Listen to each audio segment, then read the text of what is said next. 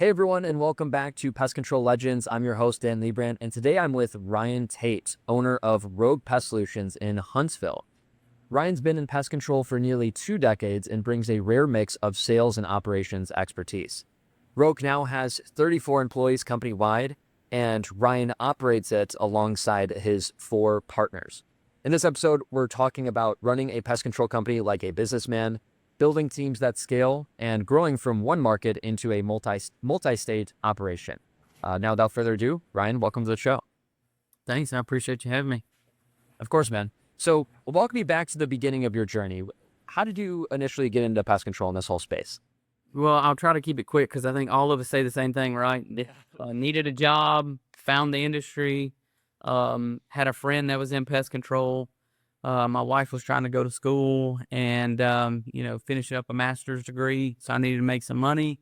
Had a friend that was working in pest control. He said, hey, you can make a little money here. And so I jumped in a truck, started working, thought I'd be there 6 or 8 months, and then really fell in love with the people and the freedom that pest control gave you, to be out on your own, serving customers, taking care of customers. And yeah, that's how I got into pest control like everybody else, just kind of stumbled into it and been here, as you said, for over 2 decades and don't plan on leaving. Yeah, awesome. I know you worked at Wayne's. So, was your first company Wayne's or which one? So I worked at a regional company, it's a family-owned regional company, Kirkland's Pest Control in Middle Tennessee and North Alabama. Started there, worked my way from technician. So started out in a truck as a technician, worked into sales, then sales management, and then branch management there. Kind of got to the place that it just wasn't the right fit anymore from a culture standpoint. It's not where I wanted to be. I met the guy who's now the president of Wayne's now, Sean Hollis, and he recruited me to come over to Wayne's. And so I spent about 7 or 8 years at Kirkland's, and then about the same amount of time, a little bit more at Wayne's, and really got to grow through both of those businesses, and really thankful for times at both of those companies. Definitely. Yeah, Wayne's has grown into a massive company. I've actually talked with their CEO, maybe might have been 2 years ago at this point. Mm-hmm. Talk to me, because I heard you say on Jonas's podcast that the owner, I forget if it was the owner or CEO, one of the people was a mentor to you. So talk to me about what you learned at Wayne's and what that was like. Yeah, we learned a lot, and I would say that I have several mentors still to this day from those relationships. Stephen Spawn and Eric Fry owned Wayne's before the exit to Anticimex in 2019, mid 2018, 2019. Those guys ran their business different, than what I'd saw it ran. Most of the people that I knew in the pest industry, the first company I worked at, was really bug men and salespeople who were, the different personalities you kind of run into in the pest control industry. And when I met them, they just had a huge vision for building a great culture, but then also building a really sustainable financial model through recurring revenue and using different marketing channels and making sure that you're being profitable. And Stephen was a CPA beforehand, and so making us be in our P&L. So both of those guys really taught me a lot. But really Eric Fry more than anything. Eric is still to this day a friend and a mentor to me, and really just pouring into us, some of us as leaders at that time, and really focusing on the culture. And I tell people in 2019 when Anticimex purchased Wayne's, I expected to work at Wayne's my whole life, my whole career.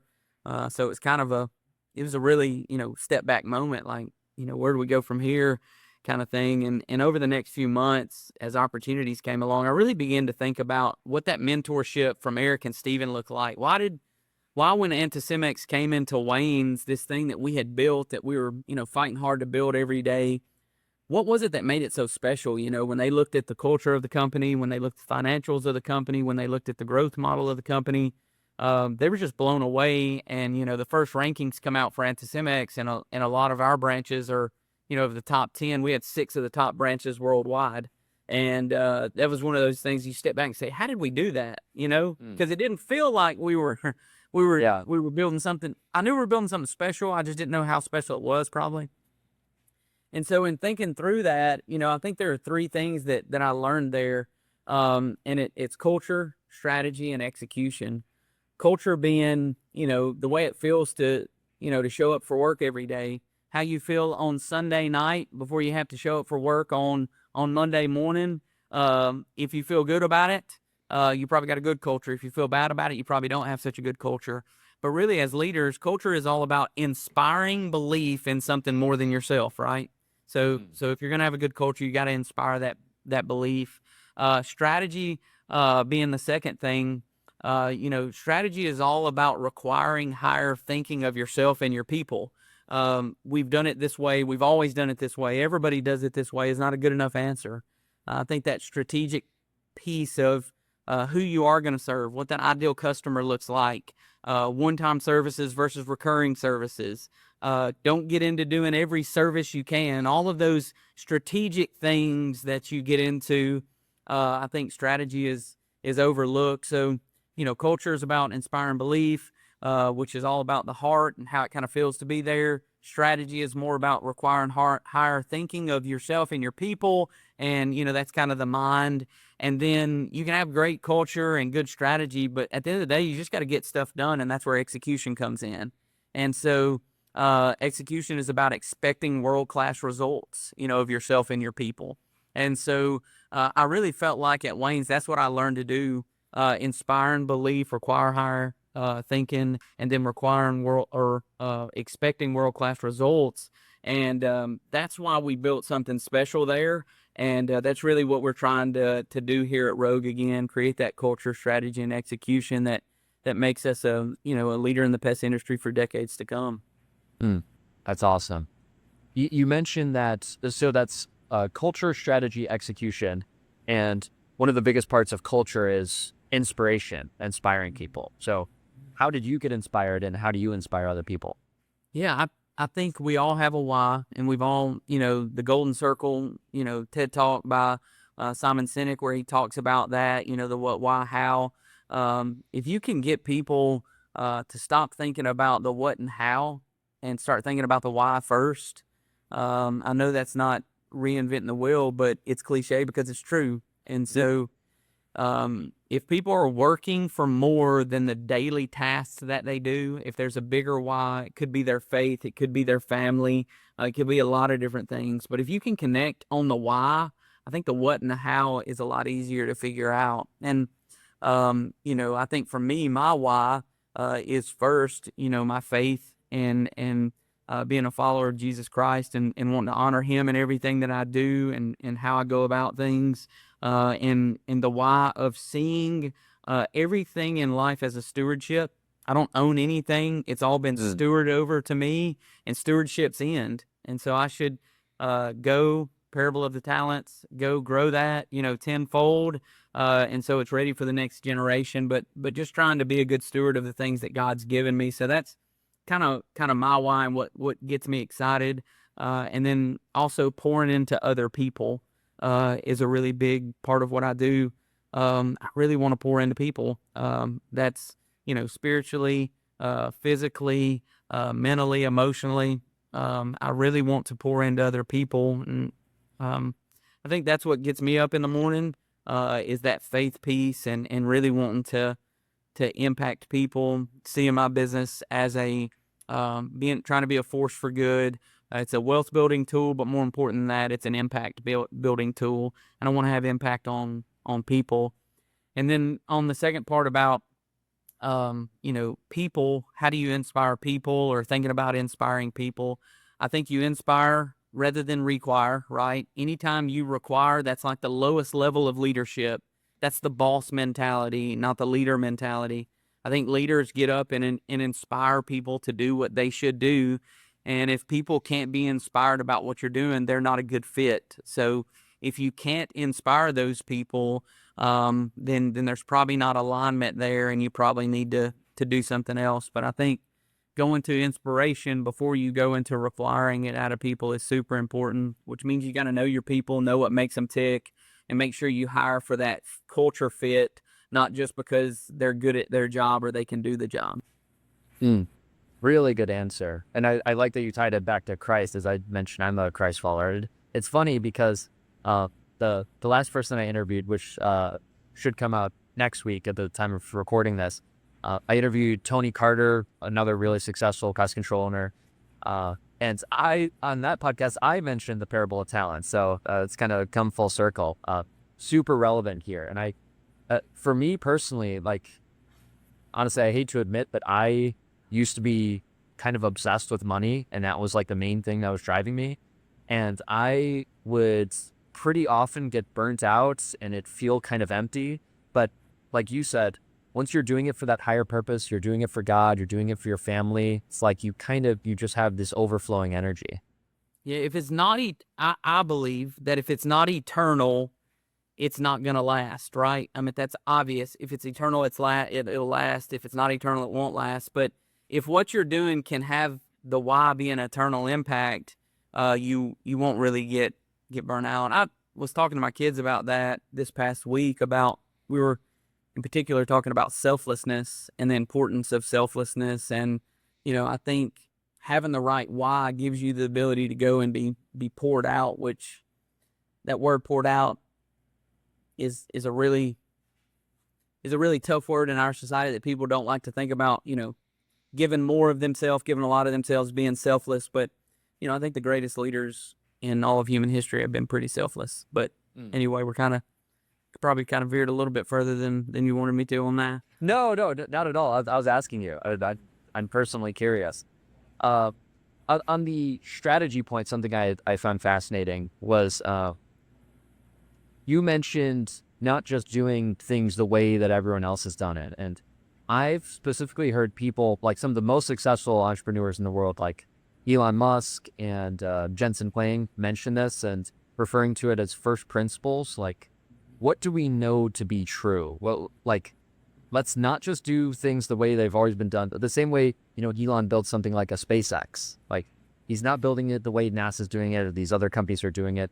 You have to build it from the ground up. So I guess, like, I don't even know if I have an exact question here, but how do you go about strategy? How do you, like, not reinvent the wheel, but just like figure out the best way to do things? Hey guys, Dan Liebrandt here. Real quick, if you're a pest control owner looking to grow, I have two amazing resources for you.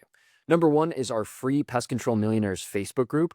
We have over 4,000 owners just like you in our community and would love for you to be a part of it. Go search Pest Control Millionaires on Facebook and request to join the group now. Number two is our book, Zip Code Kings. This was authored by me, Jonas Olson, and Jake Sheldon to be the ultimate guide to pest control marketing. We discuss everything from branding and traditional marketing to local SEO and Facebook ads. Go to Amazon and search Zip Code Kings to get your copy today. Now, that being said, let's get back to the show. I think you start at where you want to go, right? And then work backwards off of that.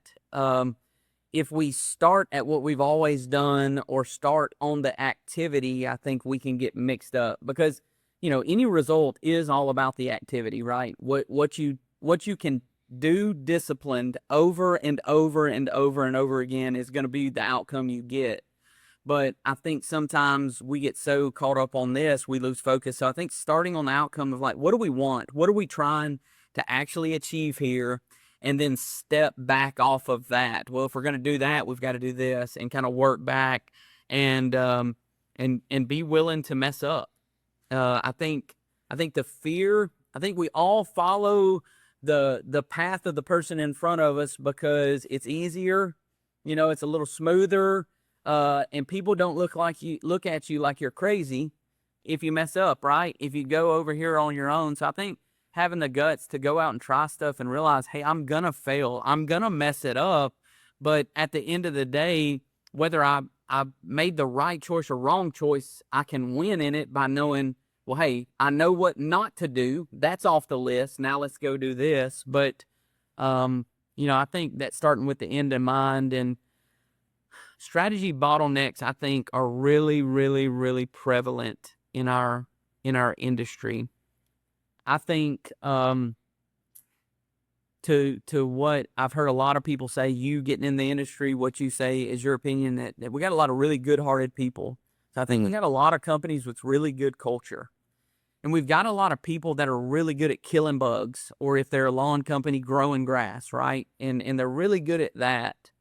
What we're not really good at is understanding that middle, or that strategic piece in the middle that needs to go in there, that you step back and make decisions that are, we like to say, for 3 wins. It's a win for the company, it's a win for the customer, it's a win for the employee, and really try to strategically look at that. And that takes, I think, you reading, listening to podcasts, asking friends. Don't ask the people that are behind you, ask the people that are in front of you. Like if I'm trying to get across that bridge, I want to, talk to the people who have crossed that bridge, not the people who haven't crossed that bridge, right?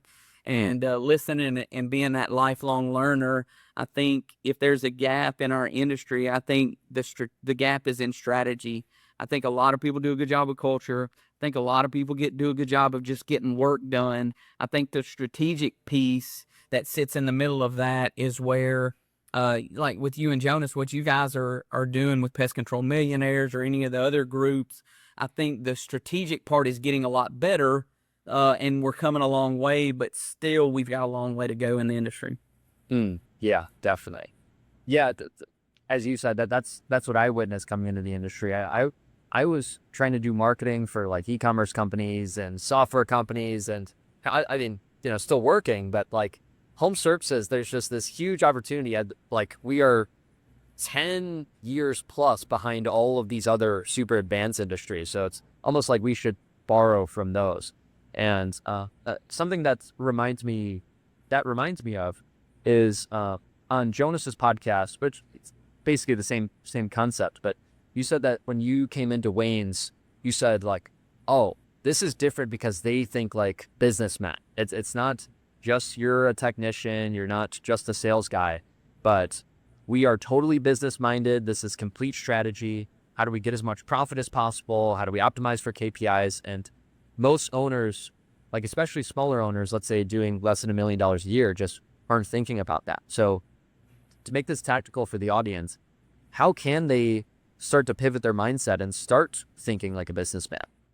Yeah, I think you've got to get yourself, you've got to get out of the truck as soon as you can, for the 1-man operation, or even the 2 or 3-man operation that is showing up to work every day and going out and doing full routes, and your stresses are about killing bugs, or like in the lawn industry, growing grass, like the actual technical part of it.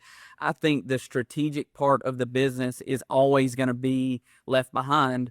And I think that's natural because it's not what we're good at, right? We're good at killing bugs. We're good at doing those technical things. So I think the first step is make sure you get out of the truck and do as little customer facing stuff as you can. That should continue to work down as you grow as a business.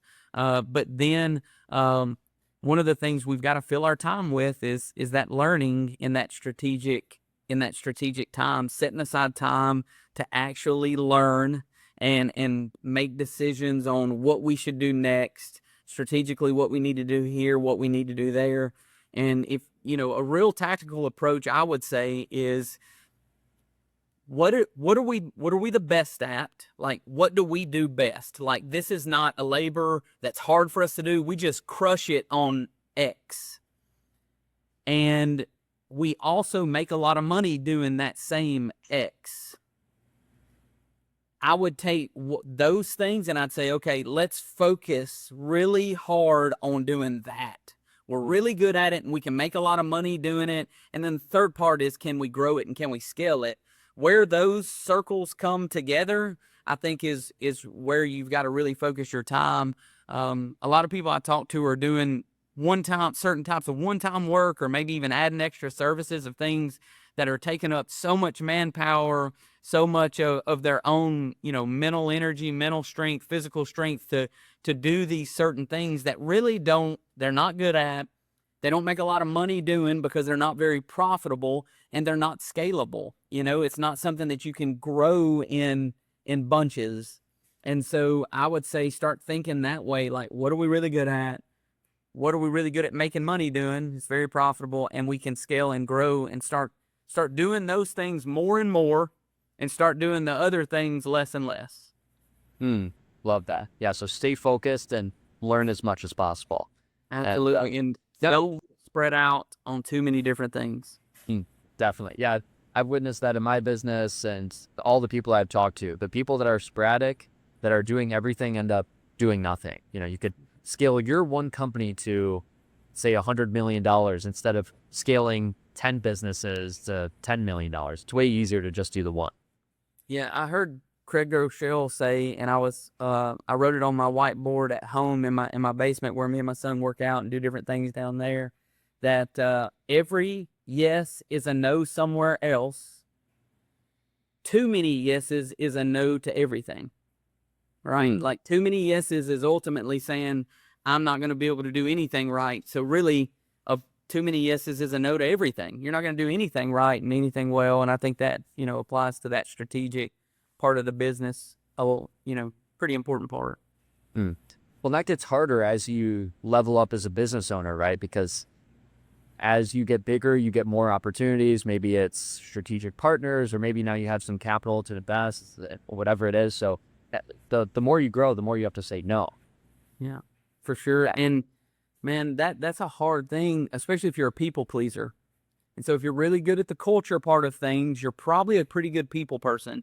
You care about people a lot. When the phone rings, you feel guilty if you don't answer it. I have a lot of that. But man, there's only so many hours in a day, and making that list of priorities of, tasks, but also relationships. Like, there's only so many relationships a person can manage from a leadership standpoint.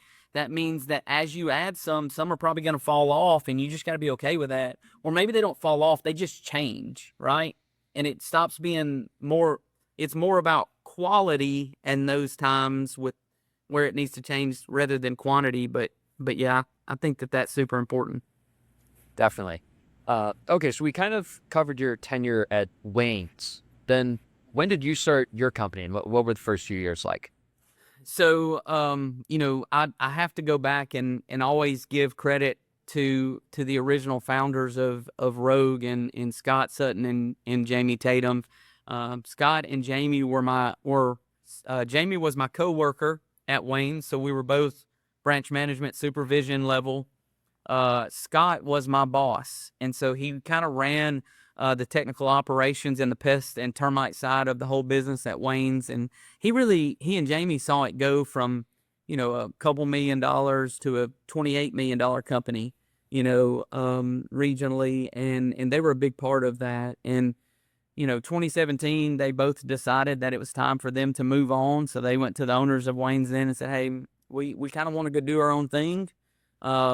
We have connections in the apartment world, which is kind of different than what Wayne's did. And we think we can build a apartment business pretty quickly and pretty easily. And I think they would tell you that their plan was to just build a business that was maybe $1 million or $2 million a year, make a couple $100,000 a year themselves, and live a pretty easy remainder of their life that way.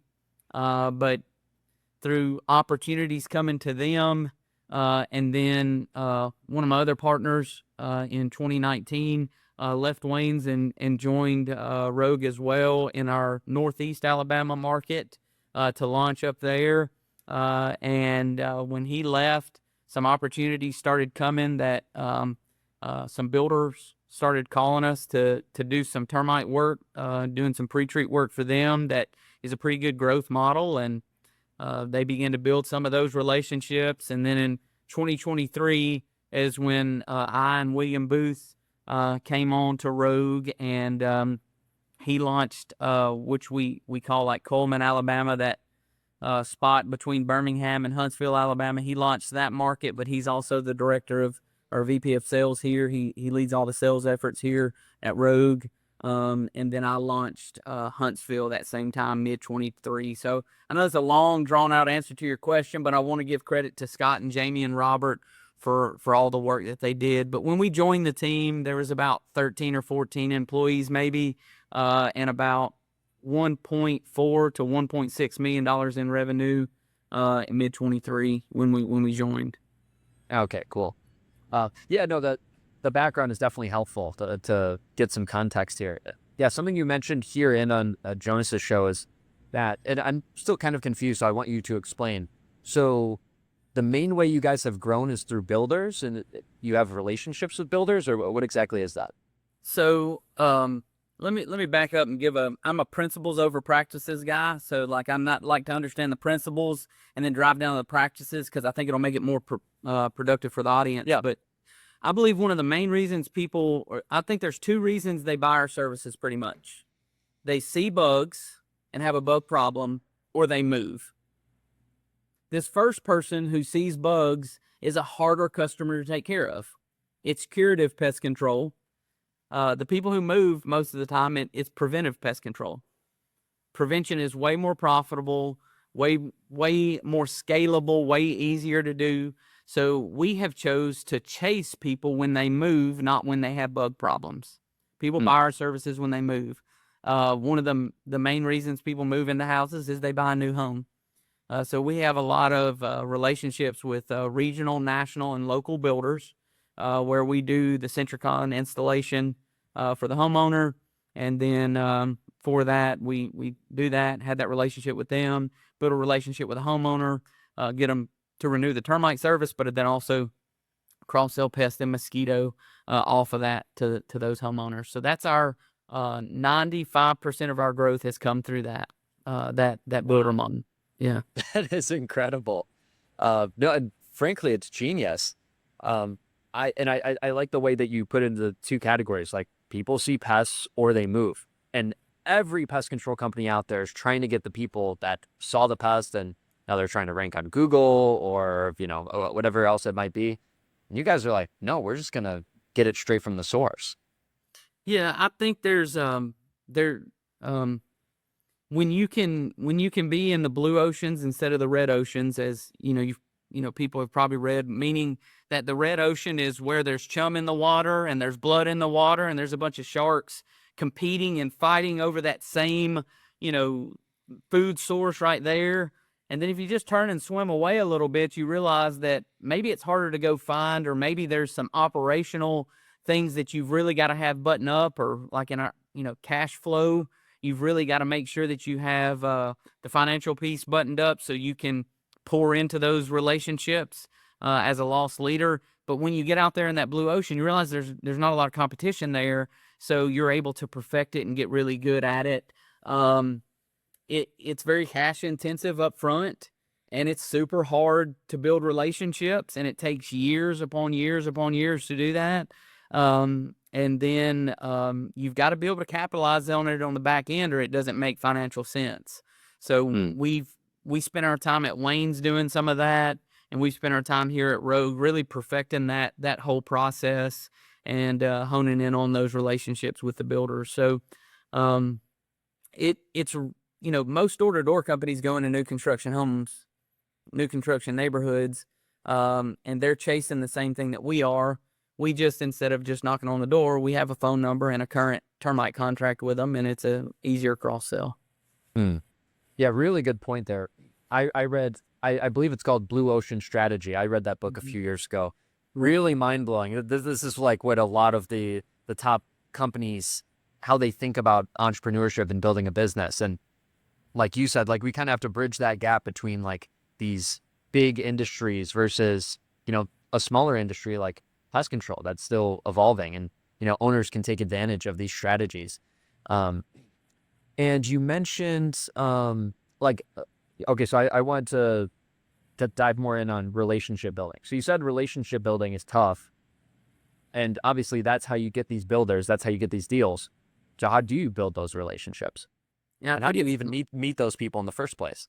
Yeah, I think with whether we're recruiting, whether we're farming commercial leads, or in this case builder leads, or working with realtors, whatever it is, it's time. It's time that you're going to invest into understanding. First be understanding the process and understanding what that person that you're going to try to build a relationship, what their needs are, like what's important to them, from a vendor standpoint, or even if it's a friendship thing, what's important to them. And once you know that, you begin to put time into, sharing the same space with those people. If you're trying to recruit people, you need to go share the same space with where those people are at. If you're looking for digital marketing people, you probably need to figure out a way to go to some kind of job fair or someplace where there's digital marketing students at, right? And just, be authentic, understand what's important to them, and then begin to build that relationship. And then, don't all, the bigger the agreement is, or the relationship is, I think the slower you need to try to take it.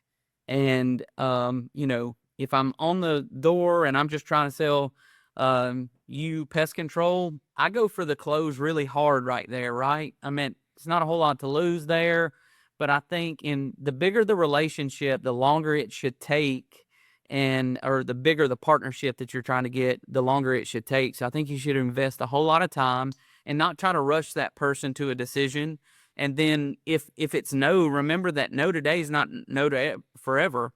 So just transitioning at that point to, hey, if you're talking to a big commercial client or realtor or builder or somebody to hire, say, hey man, just if you're ever unhappy with the decision you've made here, let us be your first call next time. And I think having that, 2-3 decade approach rather than the here and now approach really makes a difference in building any of those relationships that you want to build, hiring or whatever it might be. So kind of like sniper instead of shotgun approach, be very tactical with who you're targeting, and then make sure that you're building a lot of trust with those people. That's right. And build trust for the sake of building trust, not for the sake of making a sale. I think a lot of sales training stops short, and it talks a lot about, we want the customer to feel a certain way. And we do want that customer to feel like we care. It's important that they feel like we care. But that's not the end goal. The end goal is that we actually do care, right? We actually care about that customer. And then if we genuinely care, I think it's easier to help them feel that. But if we're just trying to make them feel like we care, then I think that stops a little short of doing it the right way. And I think people see through that. People want you to be genuine. And so I think when you're genuine like that, I think you reap what you sow. Totally agree. I think, like, of course, you should actually care. Don't just pretend that you care, even though a lot of people do that. Yeah, and then once you get down the road, I think big commercial clients are probably the place that this is most applicable for most people. But, there does become a time when you have the relationship that you do have to go for the jugular, that you do have to say, hey, I've got the relationship. Now it's time to capitalize on the relationship. And when those moments of opportunity, the door cracks open, then you've got to jump in there and really lean on that relationship to get you the business. But know that you're being genuine and you're going to care about that person, want to have a relationship with them and get to know them, even if they don't become your customer. And I think people feel that. Definitely.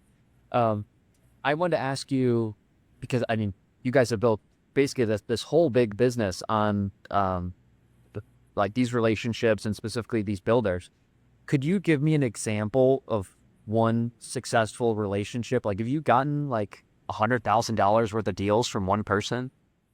Yeah, I think anytime you can get to the place where you build a relationship with one person and that person brings you multiple customers, that's an awesome thing. And so we've got several relationships of home builders that do, anywhere between 150 to 2,000 homes a year. And you build those relationships, you deliver, and it's not easy. It's super hard. It's super cash intensive. It's super labor intensive on the front end and the back end. And you can't get distracted in doing it. It's got to be your main focus. So yeah, we have several of those relationships. If we sell $250,000 worth of new business in a month, 200 to 225 of that will come through our builder relationships, and the rest of it will probably come through realtor relationships. What does that look like from the builder side? Like, are you telling them, uh, once they build the house, let's say, they're connecting with the realtor, or how's the service getting sold? Um, Anytime that you claim you have a lead, the NAP information has to be a big part of that, right? The name, address, phone number. So, Hmm. you don't have a lead unless you have the NAP information. So whatever that lead source may be, I think securing that proper contact info, but we own all of that. We own the process of sending the documentation to closing, um, following up and making sure that the homeowner understands their current termite warranty and then also understands the deal on the back end. But that has to be part of any relationship, that to know that we're doing these installations, or we're doing real estate deals, or we're paying for leads from some other source. Whatever we're doing, we've got to make sure that we get that NAP information, and then we've got to use that NAP information to communicate with the customer well. And so getting that and securing that name, address, phone number is super important, and that's really one of the keys. And it's hard to navigate, but you've just got to build a relationship of trust. You've got to steward that contact info well and make sure that you don't abuse it. And so it's a full relationship from the time of installation, or from the time of a commitment from a builder to the time of installation on the houses, to the follow up and getting the closing paperwork to the builder, to fulfill the needs that they need to be able to close on time, and then the follow up for the first year, to make sure that you secure the termite and cross sell of their services. It's real labor intensive, but it definitely has to be a partnership. It can't be, I'm a vendor doing work for this realtor or builder or whoever it is. It has to be seen as a partnership. And if that person doesn't want to see it as a partnership, then you probably can't do business with them. Mm, okay. So to be clear, like it's a referral, like the person knows they're getting sent to you. It's you're not reaching out to them cold, right? Yeah, and in most states, you have to do a termite pre-treat of some kind. So whether that's doing a borate treatment on the studs, doing a sub slab treatment and under the slab with the old-fashioned liquid treatments, or doing the Centricon system at the end of the build, that has to be done. And then in most states, they ask you to warranty it for 1 to 5 years. And then what you're chasing as a PCO is that recurring revenue off of that for that customer to stay with you. Does that make sense? Yeah, totally. I just wanted to be clear on that. Cool. Something else I wanted to ask you on is that you, after actually, when you did the consulting, was that after Wayne's or something else? Yeah, when I left Wayne's, me and a former colleague of mine who worked with me at Wayne's had started a business called Linebizer, where we were doing some. She was doing books for pest control companies, and she had a few clients, and she was like, "Hey, I needed to sit out for some time to honor some commitments from Anticimex and from Wayne." So I did that, and in the time of doing that, I went and would talk with the people I knew in the industry. We would sell that service, but really at that time I did a lot of consulting for people. We actually sold a couple businesses as well at that time, not our own businesses, but had some friends that were like, "Hey, I want to sell my company, but I don't really want to go to a broker. I don't want to do this. Will you guys help us do that?" So we did that in 2 instances, but I did that for about 8 months as I was waiting out the non-compete, non-solicit. I knew when I left Wayne's I was gonna own my own pest control company. I just didn't know exactly where I was gonna land and who I was gonna partner with, or whether I was gonna do it all by myself. And Scott, Jamie, and Robert really made it a no-brainer for me to join them. But yeah, I did spend 8 months doing that consulting work, which was different, but it was a lot of fun too. Mm. Yeah. So I wanted to ask you about that. So you mentioned it was pretty much all pest control companies, maybe like one garage door company. What did you learn across that experience of consulting with these different companies? What were they doing wrong? What, like, for the audience that maybe, what are like some common issues you saw and key opportunities? Yeah, I would say the biggest issue that I saw in doing that, and I still see talking to friends in the industry at points meetings or at Pest World or wherever, is nobody's coming to save us as entrepreneurs. And so that consultant that you pay, when I was being paid, it is really lives in the strategic realm. They're not going to help you build the culture, really. I mean, they can give you tips on it, but you got to go build the culture, and then you got to be the one that goes and executes. Like, that consultant is there to help you learn, and then you got to go, like, actually do the thing that they helped you figure out you got to do. And that's where I think we get messed up. We feel like, okay, we don't know what to do. We'll call a consultant, and that consultant will do it. Well, no, he's supposed to consult. He's supposed to help you figure out what to do. He's not there to execute.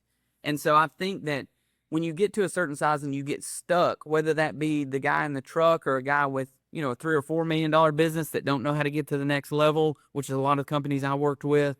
There was two things that people wanted me to do. One, they were starting a relationship with me to try to hire me. Or two, they were starting a relationship with me, hoping that I would just go do these things in their business. And that mindset was killing most of those companies from 1 million to 3 million. It was like that inability to learn the strategic steps to take to do the next thing. Mm. And I've done some I've done some SEO consulting myself. It's the same thing. It always ends up people like, oh, can you just like do it? Or now they're trying to get free work. So yeah, I've witnessed that too. But like beyond that, like, what are you seeing within the business? Well, what were you telling them to do, and what was common? Yeah, so a lot of the things I focused on, sales, operations, and leadership. Those three things, and really trying to figure out, Hermosi says it as do you have a supply issue or do you have a demand issue? Like, what's the issue? If you had an unlimited amount of leads, could you run them? Or is the problem that you can't get the lead? What is that? What side of the problem is? So trying to identify that. And I think the biggest thing that I see, especially when we talk about scalability, is bullets only work at certain sizes and at certain times. Like, if you're shooting bullets, which means things that get one customer at a time, you're going to really struggle. Once you get to a $1, $2, $3 million business, those cancels get so big, you really need to be shooting cannonballs at that point. So you need to look at, how do I get scalable lead flow in our business, and something that's actually going to scale with the business, not just one-off basic relationships of what you can do, and not understanding how to scale that lead funnel in some way. You can do it a bunch of different ways, and by the way, it costs all of us a lot of money to do it. When you want a scalable lead flow, whether it's builders, realtors, door-to-door, SEO, it all costs a lot of money.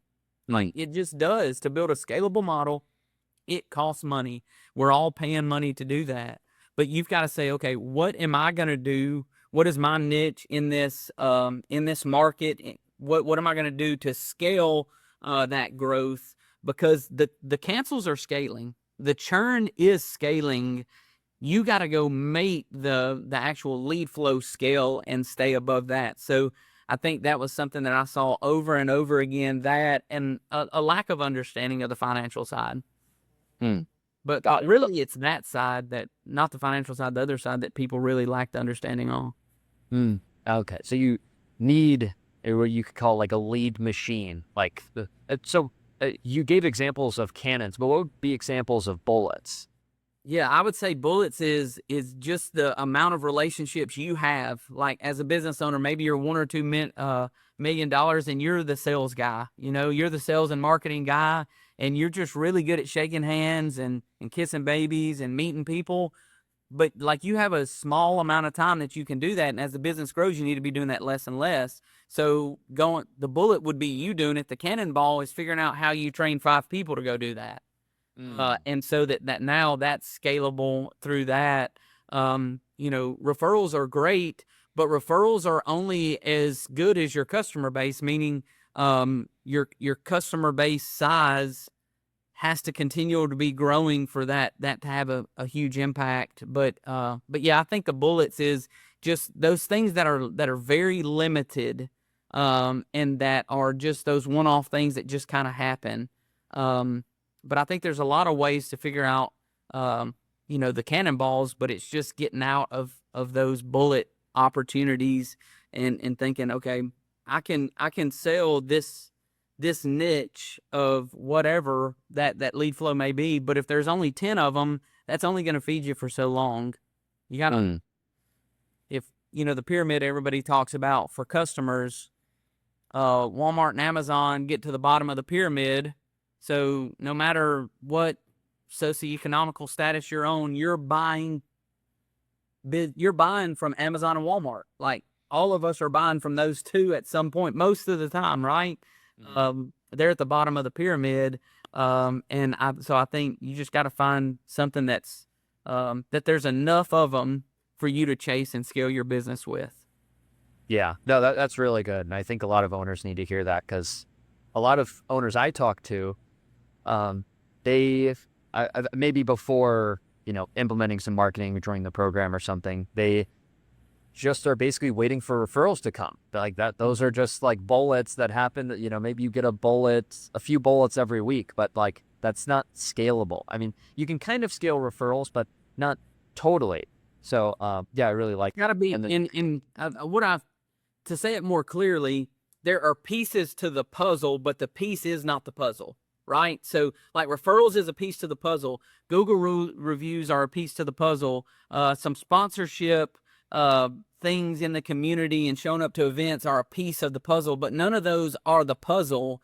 And you either got to do a collective of those things that can be the puzzle, or you've got to go find a big sustainable, lead flow model to go pour money in and begin to see the rewards off of that. Or your business is just going to get stagnant. We bought one business when I was at Wayne's. We were 28.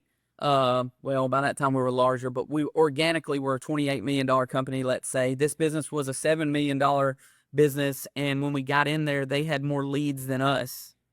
And it was like, oh my gosh, the problem with that business was not a lead problem. The problem with that business was a retention problem, right?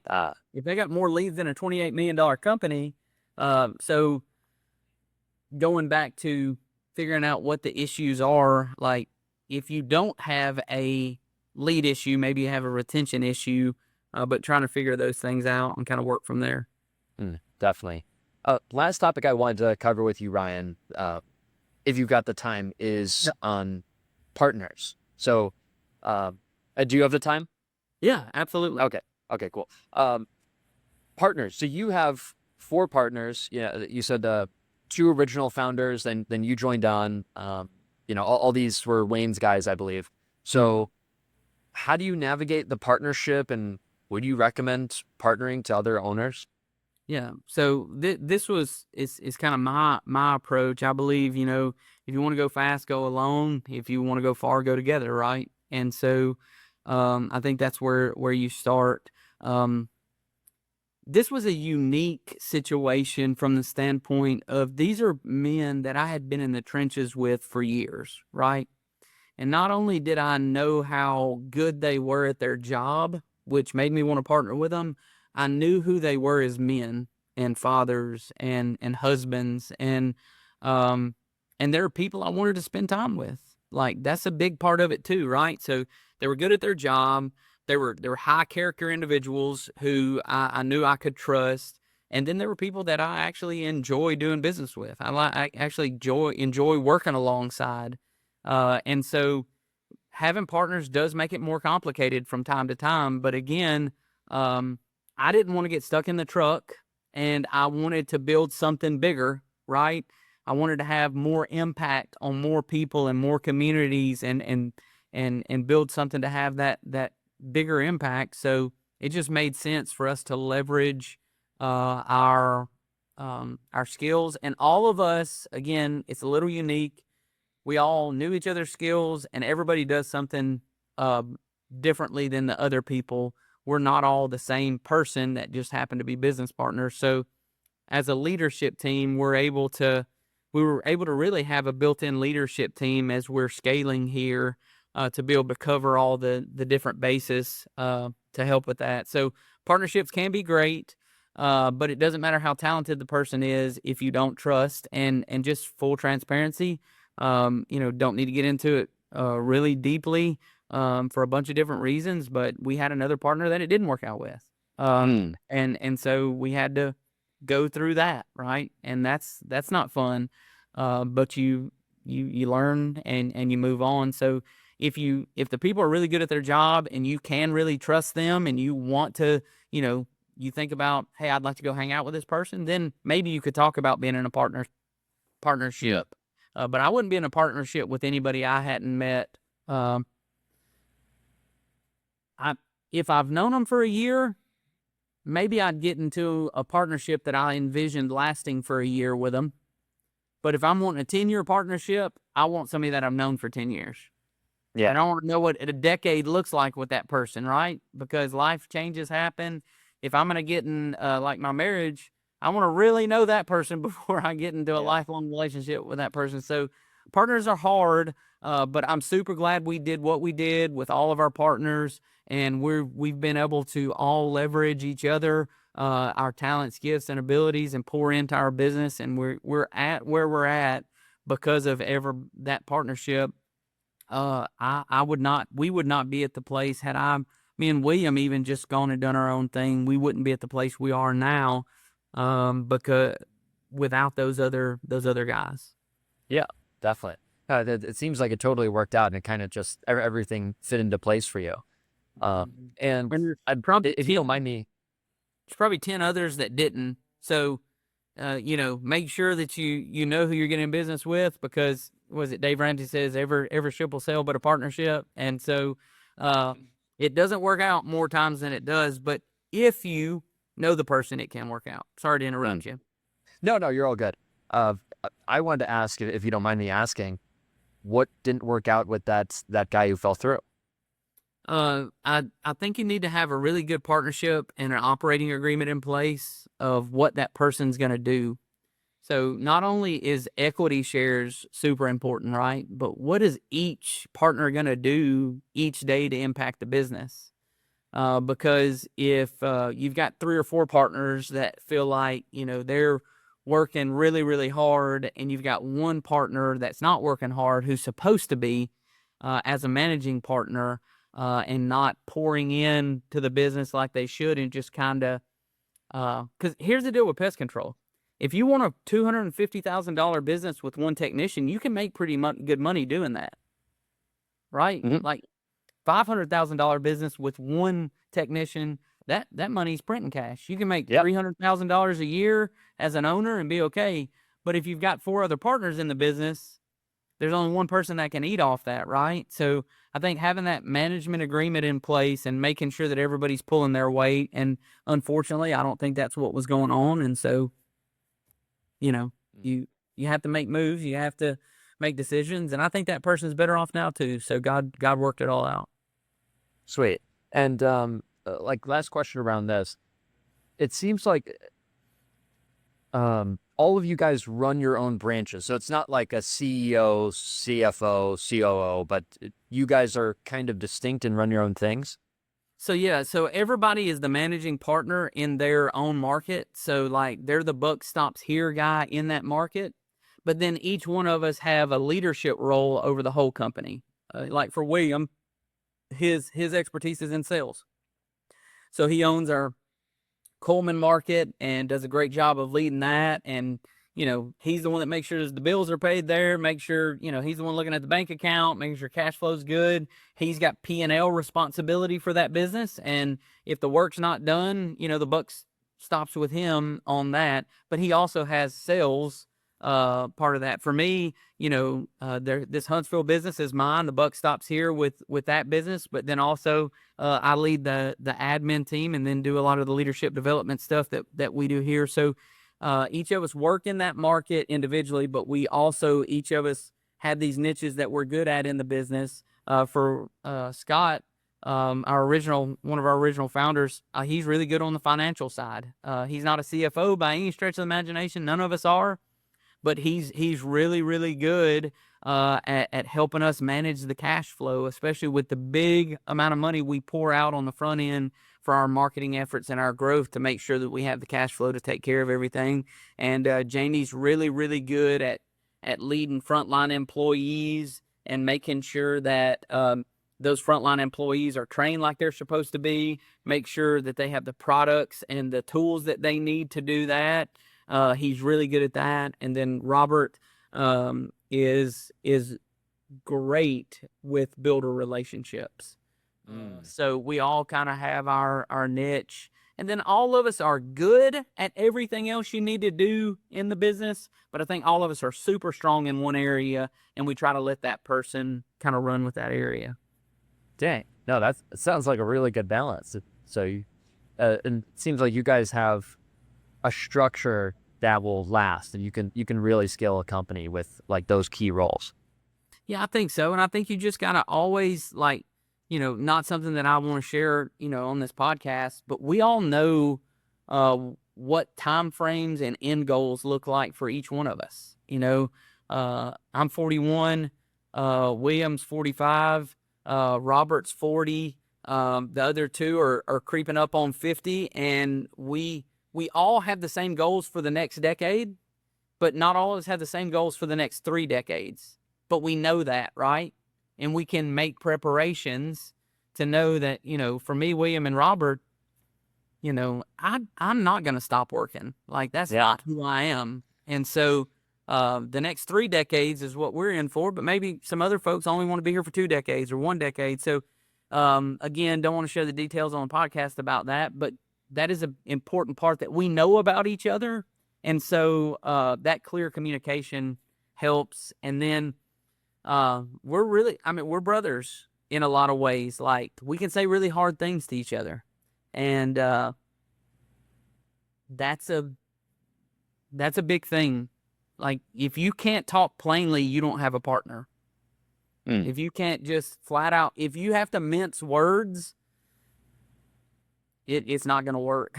You've got to be able to just, like, talk to each other very lovingly, but bluntly and honestly. Totally. Really good advice. Well, sweet, Ryan, we'll wrap up the show here. I really appreciate your time, and I think it's been an awesome show. I've learned a lot, and I talked to a lot of owners myself, and I've personally never heard of the builders example. Like Tony Carter, I interviewed. He's really big on realtors.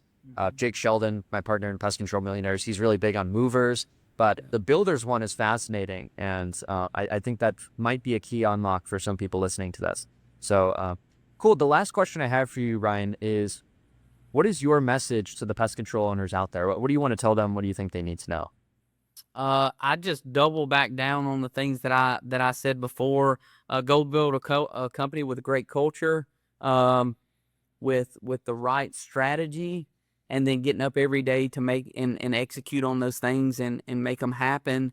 And it's probably going to happen gradually, then suddenly. It's not just going to happen suddenly, but I think you'll wake up one day and be exactly where you want to be if you do that.